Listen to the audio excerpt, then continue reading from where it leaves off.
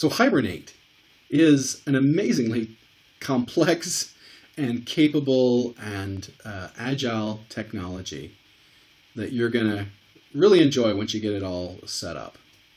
It's used by programmers to provide connectivity to Java. There are other ways to do this, but what Hibernate really excels at is mapping between a relational database and an object. That is really where it excels, and it makes your life so much easier once you figure out how to use it.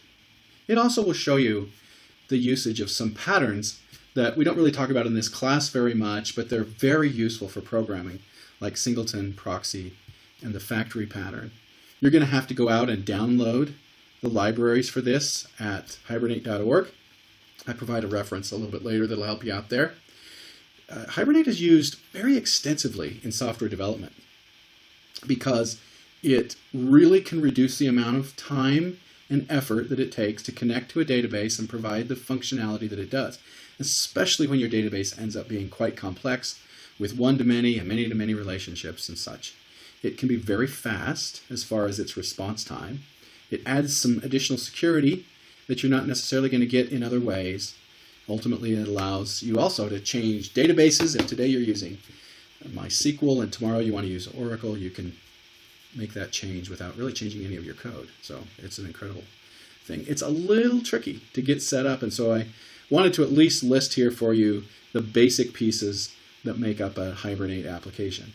The first is your model class. This is a simple class that holds the data that's going to come from the database.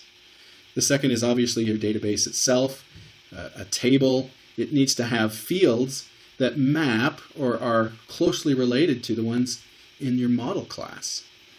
The mapping config file is an XML file that tells Hibernate how to map your table to, or tables, to object or objects.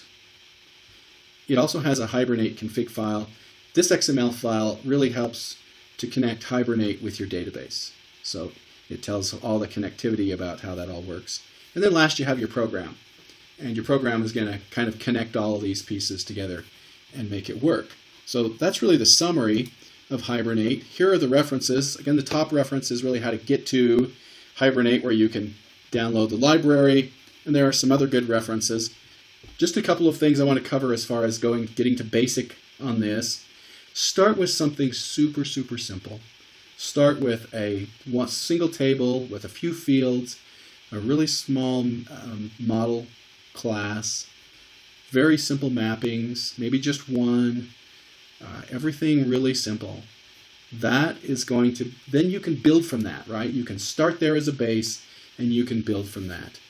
Just one other thing to keep in mind is that Hibernate has evolved a lot over the years, and the syntax has changed a lot, and so make sure that the version of the Hibernate that you're using and the version that you're looking at in an example match each other, because it's going to be really important. You could be using an example of Java, or of Hibernate that's totally different than the one you have installed, and you just beat your head against the wall trying to figure out why it doesn't work. So just a little tip there that I think will help you. So I hope this gets you more information about Hibernate.